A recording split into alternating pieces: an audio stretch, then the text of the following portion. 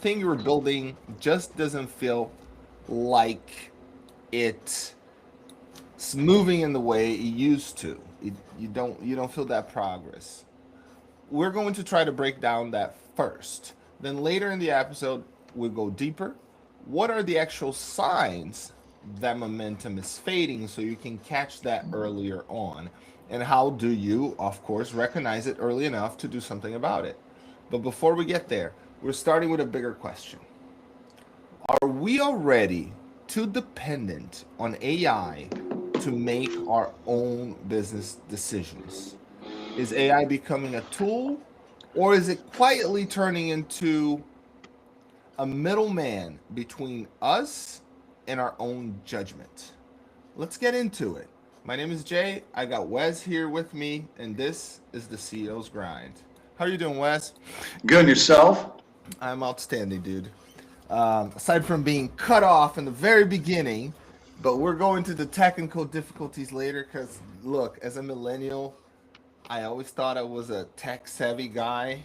And in the last 5 to 8 years, I feel I fell behind. I really do. Like from the whole technology, the whole setup. I know we're doing a live transmission on a YouTube channel. I'm from Cleveland. I'm recording from Cleveland or broadcasting from Cleveland. You are broadcasting from Wisconsin. And it's still working, right? People can watch right now and they should subscribe, like, comment, make fun of us, whatever they want to do, but I still feel behind. But going back to the topic, because we talked earlier in the week, how, like, do you feel that we are, as a business, like you as your business, and having all the folks that are making constant decisions about the business on a daily basis, is becoming too dependent on AI? Oh boy. Um, I don't know about the others in my staff if they're using it or not. Mm-hmm. I know a couple weeks ago I dabbled in it and I was looking for some answers. And boy, did it give me a lot of nice, good answers. I really liked it. And I thought, boy, I could easily become very dependent on this. Um, I've used it. I've used it for knowledge, but I haven't used it to necessarily make decisions. And I was talking to someone else, I don't want to give names, and they're starting to use it in their job all the time. They say it saves time, but really, are they really doing their job then? You know, does do they come at a cheaper rate now because the computer's doing most of the work? You know, because we're not getting the production on like we used to. We used to have them use their brain power. Now they're just making some statements, having something else think for them. Don't you think? I do. I mean, to an extent. The real question is, if you're, how are you using? Let's talk about you. How are you using? Or let's say in the last, I don't know, 2 3 months. How are you using AI? Well, as everyone knows, I'm on this venture of selling franchises. It's very foreign to me. So what I do is I go back there and I ask AI questions about the industry or about how something works, and I've been given answers, and lots of times I was given more answers than I really wanted. And you could continue to keep punching in, and it breaks it right down all the way to the end. Almost too much reading material. So I've used it that way, taken from what I wanted from it, and let the rest go. I just couldn't spend all my day reading this AI thing, you know? Yeah.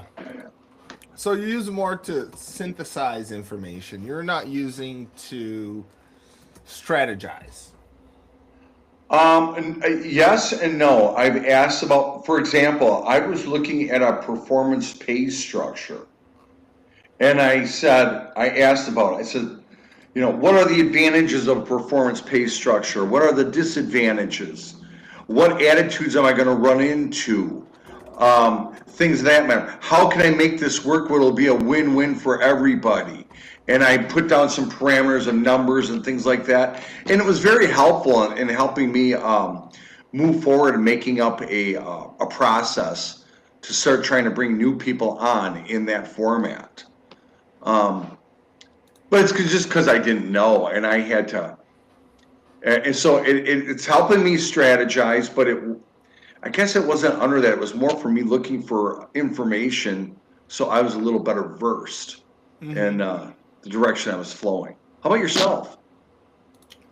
I thought like initially when I first started using AI, think 2023, I would say 2022, 2023, with the chat GPT, whatever numbers they had, right? The initial numbers. He had very, it was very much about synthesizing, right? Synthesizing, finding things that you can use to, make your point or sort through a couple little bit of data or really polish, right? Polish the meaning behind what I want to say. And I thought, to me, that was mind boggling, right? I was the Mr. promoting AI without making a penny from it, right? Like, you gotta use it, like just that bandwagon guy. And but as you quickly sort of touched on, there's a difference between using that to synthesize and using to strategize, to have a conversation with, right? So when I'm asking the question of you, and I asked of other clients and colleagues, I really am focusing, yes, do a self evaluation. How are you using AI? And you can go, synthesize versus strategize. That's a cool question to ask yourself. But I would definitely encourage our listeners and my friends and people of like minded ideas, etc., of goals in life, right?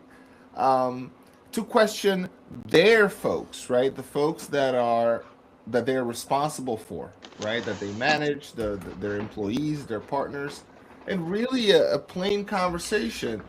How are we using it, right? Because I saw a little mention on a Harvard study that interviewed CEOs of Fortune 500 companies, and they were having conversations with this artificial intelligence thing. And they made a test and they said, well, but what kind of questions, like what kind of prompts are you giving this thing? And what kind of thing is it's giving it back to you?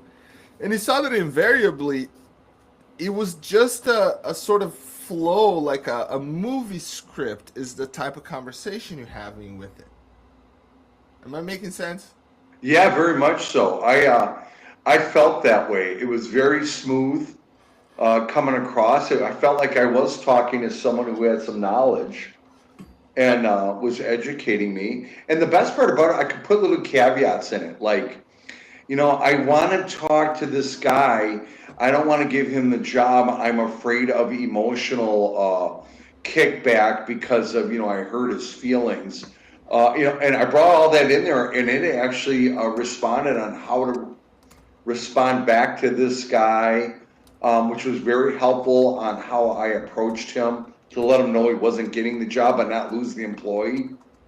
You know, so stuff like that was I was very impressed with. And like I said, I felt like I was talking to a friend or something. Like if I were to say, Jay, man, I want to talk to this guy, but I'm afraid he's going to blow up in my face, and you give me your opinion. And it worked out rather well. So I liked it. I don't want to get too dependent on it. I just got to get used to using it. I'm not used to using it, so Mm-hmm. I'm not leaning on it maybe as much as I could.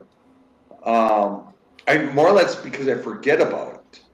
I'm always used to, leading from my gut and from my mind rather than depending on someone else or something else. So, but when I did use it, I thought it was rather relatively handy and gave me some insight on things I was lacking. So, I just wanted to, sorry, Wes, I just wanted to put it on the screen, the study I was referring, which is how CEOs are using generative AI for strategic planning. The business community is all at Witter at the prospect that Gen AI, through the likes of ChatGPT, U.com, and Claude, will revolutionize business decision making. And then, Sam Altman even declared, "You are about to enter the greatest golden age of human possibility," which is all, it's not giving the real point of the article, and I need to be logged in and subscribed. But this is the Harvard Business Review. Um, but the thing that I actually shared, maybe I don't know, a month ago, on my personal Instagram, just for friends and family, and the question I asked, I said, "Is AI group think, right? AI group thinking or group think a thing, right? Is this something real? Is it real?" And when you are think that we're all feeding our prompts and our reasonings and all of this, and you know what I mean, it can literally guide us to the same path, the same decision making, because we're all feeding information to it. So that's going a little bit above and beyond. But I rather use to synthesize, not necessarily to strategize. If you're going to strategize, call a friend, call a human. That's why you're paying employees to actually sit down and have conversations about problem solving, and have conversations about, hey, our is not looking good. The For example, the World Cup is not generating as many sales at the hotels as they should. So what will we do to, and Increase not sales. that's correct. Have a meeting of your board. Like, really have conversations with people, and sometimes the tough conversations.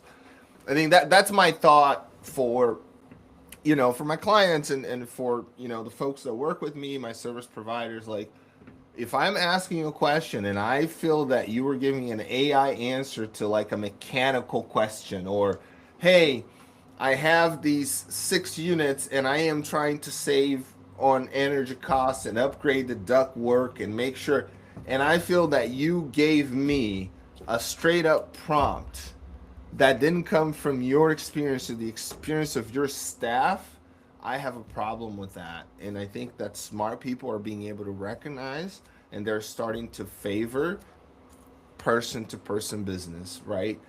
No middleman in between the crap. I don't need a digital middleman between me identifying what's my next obvious step versus just doing analysis paralysis. Because at the end of the day, an AI, it's a software. They want your money and they want you to stay engaged.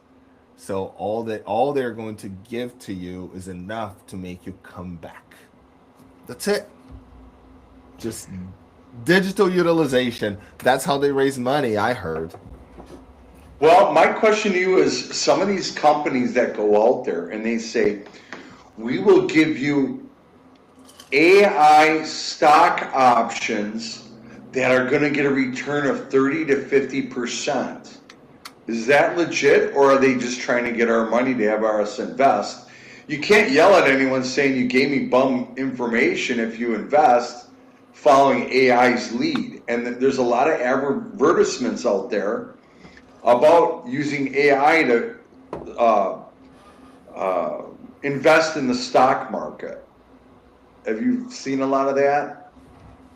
I've seen mentions of that. It's not something that goes into trying to make money quick, and this is not my cup of tea. Like, it's not, so I don't even focus. If I think it is something that says, "Oh, you're gonna double your money," it's like it's already something that is not for me. Not that it's not real, but the risk of failure is much greater than something that has a process in it. It's more founded in reality. So no, I didn't pay attention to those, but I assume that there are tons of them. Even in the influencer market, you have folks taking advantage of these get quick to rich schemes, or things that sort of blur the boundaries between gambling and investment, right? So those things, because number one, I am not the best investor. Like my 401k portfolio, I let it do its thing, because every time I I try to take the reins. I screwed it up, so I don't even touch it. So I just know it's a much bigger risk when you're talking about, there's even things that are like AI being used to, I would say, take advantage of people's insecurities or people's whatever, like the porn AI stuff and like all these things that start coming and, oh, you can make money with this and this and that. Yeah, but you just going way too far. Like, let humans keep the stuff. Like, let us be as creative with our individuality as we possibly can, but by our own accord, without a computer like doubling down on the craziest of the craziest, because the craziest of the craziest stay engaged for longer and spend more dollars, right? So I don't. Ugh. But anyways, I went too long on that, but I don't pay attention to that because I don't understand and I'm bad at it. So, but how are we using AI to make decisions on a day to day, hiring decisions, firing decisions, where are you going to spend your marketing dollars, whether you're going to expand or not, whether when Airbnb, in my case, right, puts up a quarterly report of their numbers and where their stuff is going, whether you're going to trust a summary of the Google AI of that report, right, the Airbnb generator, or are you going to go and require your people to truly quote the source, like back from when we were in college and we had to write a paper. And if my argument, whatever my argument was, I needed to support that with my butt going to the library and picking up and reading, like, this is the quote that I picked, so I could get that I actually supported that. And right now we are just thinking of these logic supports on all of our decisions as just AI can do it, when the absolutely unequivocally cannot. It cannot.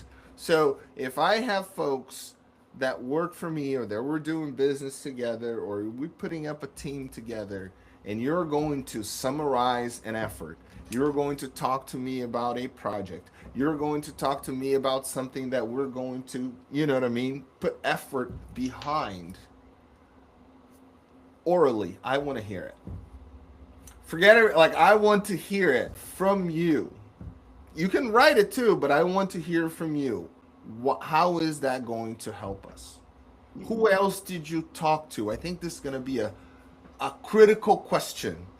Which other human did you have a conversation about this thing, right, that is going to change the direction of my organization? Which other human? Because it can't, like, it is too much. It's getting to be like way, like, because you think about it. If your workers are doing, and I know you don't know whether your people are using it or not. Did you ask them? I did, and they said sometimes. Okay, sometimes how often? And for what? Yeah, Or it just go wasn't and very follow up, when was the last time? Because I don't want my right hand person putting my a download export of my QuickBooks into ChatGPT to tell her whether I am cash flow positive or not, or whether I'm good on this or not. No, I want her to know it's exactly on this row of the spreadsheet because it came from here. And you can take it to the bank because you're using the information I provide you to make decisions about the future of the organization, right? It can't be just a token thing. It can't just be a two-factor authentication, but none of the authentication is human. Come on Right. now. It's absurd. So, what do you think about this momentum? You lost momentum? Have you lost momentum? Oh, tons of times in my life. Yeah. And there is that realization when you lose momentum, right? And and it's not like a personal momentum, but usually is in a group. I think playing basketball, you will get, you know, sometimes you get into 3, 4 games in the season. Whether you winning or not, you have no momentum. You're just going with the flow. You know what I mean? Like, even in the year that I remember we won state championship, there was a period of games that nobody talked to each other, nobody liked each other. Yeah, we just went play the game and that was it. We didn't improve. We didn't. We just had easy games, and Yeah. and and in business the same thing happens. You can go into a it's my opinion, obviously, but into a plateau of performance where you have no positive or negative change in how things run, whether because it was a super busy period and it's just you know what I mean? You're gonna get out of there, just gonna boom, right? Because you have nothing to go from. You're not celebrating successes. You're not, really dissecting the things that are hurting you. You're not eating your frog first. You're like really getting out of your, you know, real flow for whatever decision you make back then that got you off of that kilter, right? Off of that thing. That's my idea today. I know we had a it was really just a topic to talk about what do you do, right? Like what do I think I need to do? I always think that I need to go back to the numbers and to the foundation of what I'm doing. Go back to the why. Right? Why do we do it? Why do you open the door every day? Right? Why is it? And you sometimes you even have to go back. Why do what would be one reason why I would not do this, right? What are my boundaries? Sometimes you lose momentum because you're working way outside of your boundary. You overstretch yourself even on the scope of work that you want to be doing, right? So you didn't. So those are some of the good signs. But you go back to the clients that pay you the most money. That's always good to look at, right? Why you're here to serve my customers. Who are my best customers? Who pay me the most money? Who engage with me the most? Who talk, positively about me, or even negatively, because they also have information. But stay close to what you do. I think it's a good approach. It was something I'm thinking about. How about you? Um, I feel like I lose momentum when I'm replacing people. Because now you got to start over, train them again, train new people. Uh, it puts you back. You got to let them make the mistakes to learn. It pushes you back, and it's very, very frustrating. Um, I we were. I was reading your heading up there, and it says how COs reset, read the signs, avoid letting AI think for them. When pu- I'm gonna just pick on your. I'm trying to see the whole thing. Oh, I'll share it. Yeah. But there was times like where our momentum, our money wasn't growing. I'm saying our sales, Mm-hmm. and it was very. I mean, it went on for a couple of years, and I looked at it and I was like, darn it, man, I'm not growing my sales like I wanted to. I always try to do 20% every year, 20% better, and that slowed down a bit and lost its momentum, and it was very, very frustrating. And it was for a couple of years. It wasn't just like, well, one year last year it happened. No, it was a couple of years, and what I realized is that to get to the next level, to break through that glass ceiling of stopping the lack of momentum, was a lot of things had to be put in place to go to the next level. For example, an inventory system, which we didn't have before. Uh, Maybe some sort of system to watch your people, some sort of tracking device, online billing, things like that. And a lot of times those things slowed down momentum, but they were needed. And it was very frustrating. It was very scary. It was like me, I'm older, so there's certain goals I want to meet before I retire. And so I'm like panicking, like, oh my God, I'm not going to meet my goals. I'm going to retire before I ever meet my goals. So I'm always pushing to try to meet my goals before I have to retire because I only got so much time yet in the workforce. So it's been frustrating for me. That way, I always panic. Be honest, I'm a human being. I panic when we're losing momentum. Um, but I find the biggest setback a lot of times is personnel and training. Training takes time, training takes money, and if you have a revolving door of poor, let's say, employees, and you have to get rid of them or they leave or whatever the case may be, there right there is another transition where you're going to lose momentum. And that's very, very frustrating. Another thing I want to say about this is I think all entrepreneurs at some point in time get frustrated, feel they're not doing a good job, feel like the momentum has failed, and they panic themselves. I think we're kind of made from the same cloth. Got an opinion on this, Jay? On this failure that you're talking about. Well, it's not a failure, but it's a emotion that all entrepreneurs are going to have at points in time in their career that they feel the momentum's gone, or am I of value? Am I worth? Am I just banging my head against the wall? Am we making any money? What the heck's going on here? Those are feelings, and they're real. That is true. So this is the feeling when you have already lost, or at least you felt like you lost momentum, right? Because here's the thing: momentum is what is how do you measure momentum, right? Like, I'm not going to research it. Maybe later, sometime someone can comment. I probably won't. I won't have time. But if somebody, but I don't know how to measure momentum one way, right? Like one specific formula. So it's mostly a feeling. Hey, the Cavaliers lost momentum yesterday after the first quarter. You know what I mean? Like something like that. But how what are the signs that you lost it? Right? What are the signs that unequivocally, objectively, every opportunity in a career when you lost momentum that will tell you, hey, I was in a in a slump, Funk, or I flatlined, right? because you can flatline in the black, right? You can flatline with a positive cash flow and still be so vulnerable to competition that the first person that does the same thing that you do and turn the lights on takes all your customers just by doing one thing better, and you are not prepared to take over, right? You're not prepared to compete.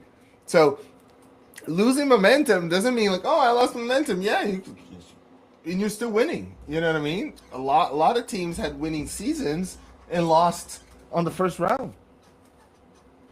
The first round was not the reason. You know what I mean? Was not the symptom of the momentum loss. It was probably 20 games before the end of the season when that spread of winning didn't quite happen. When you had a lead of 30 on the third quarter, but only won by 7 points, right? Those are so in your business. What are those indicators? What are some easy indicators for you that you're losing momentum in your business? Some of it's culture. I can tell by the pulse of the people working for me Okay. if they're losing momentum. Whether I don't want to say attitude, but in I guess the momentum of their job's enthusiasm. A lack of enthusiasm, pulse of the people. I love the way you put up there. Yeah, is that's one thing. Another thing too is starting to see the numbers drop. You know, Mm-hmm. and Would you what also what say, I thought of something. So you said pulse of the people. There's the numbers drop, but some more engineering minded business owners that are very numerical, very technical, it's like, yeah, but I don't have time to pay attention whether somebody is smiling at me or if they like. So yeah, I can go by the numbers, but the numbers and we talked about this in other episodes, right? They are oftentimes a lagging indicator. They're going to tell you what has already happened, like a game scoreboard. It's telling you that somebody scored 2 points. It is not telling that somebody is about to score 2 points. So for you to know whether you're losing momentum, what is some other things that can be a little bit more placed into ones and zeros? And I will say this: changing patterns, right? Patterns of communication. You have your right hand person, your left hand person, you have that foreman that is usually very talkative, and all of a sudden he's not. You have somebody that is always sending you problems. You know what I mean? That person, oh, boss, I saw this, that, and the other. Oh, did you see this? And that person, all of a sudden, they stop doing it. See what I mean? So Yeah. the change in pattern, it is something that we ought to focus in identifying and really addressing and communicating, right? It is that drop by into somebody's workstation or truck, you know, you haven't talked to them for a while, bring a cup of coffee, have a conversation, right? Like they haven't done it. What's and be direct. Like, hey, I received whatever the last few emails. You know, I saw it, didn't have time to reply. Did you need anything? Do you feel well taken care of? You know what I mean? Like you have to approach because that is how you can prevent that lost of gear to become the trend of how people operate because you don't want people operating in a way that they feel scared to communicate or they feel like it's not even scared, forget the word scared, I think it's a dumb word, they feel like it won't matter so they don't, Right. right? And then they feel they're not heard so they go and they talk to AI. Now AI just wants to talk to them and then you go all the way back to the loop at the beginning of the show. And now you think that you're having a conversation with an employee, but you're not. You're having a conversation with an employee that has more trust on an AI tool than they have on you, who is the fool that pays their salary. Because the AI is filling a void. Because the AI never says, I don't want to talk to you right now. See what I'm saying? Never. Yeah. Ever. Do not want to talk. Doesn't say. You can cuss it out. He's not going to say it. But you I, are. I was told never cuss out AI because someday it's going to come and bite you. You got to be polite. Okay, now that's the dumbest thing I have ever heard. Not from you, but it's the dumbest thing I think people like. If you cuss a human, why would not cuss a machine? The fuck? Well, they're saying that these machines are going to start getting attitudes as Yeah, well. pussies, pussies. That's my opinion. Sorry. This is not a PG-13 show, and stupidity is just regurgitate. It's silly. Like we treat humans like crap. Now you're going to put a whatever it is. Somebody's going to say, "Oh, you should never cuss AI, or you should never cuss a human." Thanks, appreciate it.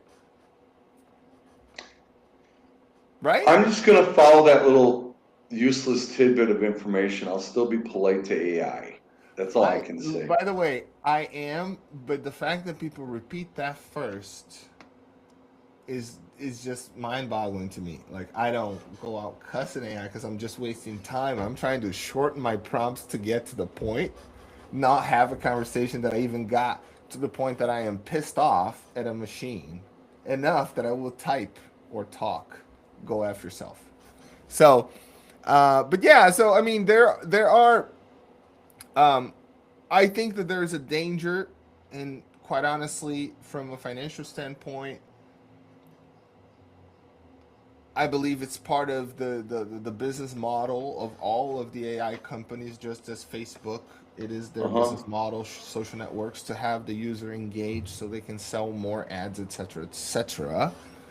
Um, on this case of AI taking the place of a good friend, a good advisor, a good VP, a good legal counsel, a good colleague, right?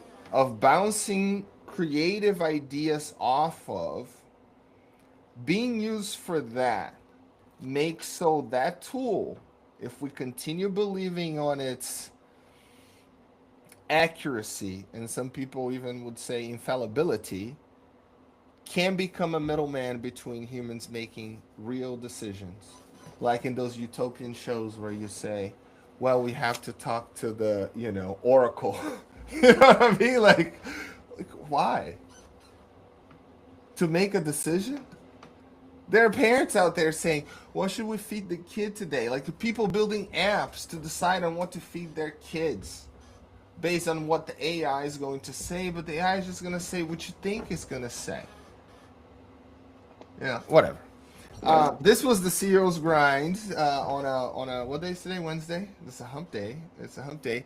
Summer coming up in Cleveland, Ohio.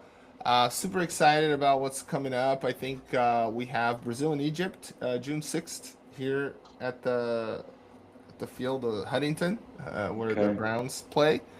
We have Zach Bryan this weekend, so we have a really, really busy weekend. This thing is ramping up for a long time. Um, I know Cheryl Williams building beautiful thing going on downtown. I mean, there's so many cool things, so I'm excited. I hope in Wisconsin is the same. It is the same way. What do you have to be excited about, Wes, before we sign off? Um, I bought a really cool piece of art this weekend. You and your art. What was it? It was a it was a grill, but it was the size of a real live bull. So it's a bull. It's a welded, looks like a huge, massive beef bull, or a piece of livestock, but it's a grill and it opens up. It's got horns on it. It looks like it's copper in color. It's beautiful. It's a piece of art. I'm excited about it. So, I looked at. Hey, by the way, I looked it up, and I will wait for you to send your picture because the things that they showed here is they are hideous, and I doubt that that's what you got. really? Yes, yes, indeed. Uh, Yes, indeed. But I'm show it. We'll open the next episode with the image of your grill. How about that? all right, there you go. All right, I All right. love it. Wes, thank you so much. We will talk later. Thanks, everybody. Comment, subscribe. Let's stay positive and let's stay human. Sounds good. All right. Take care. Bye bye.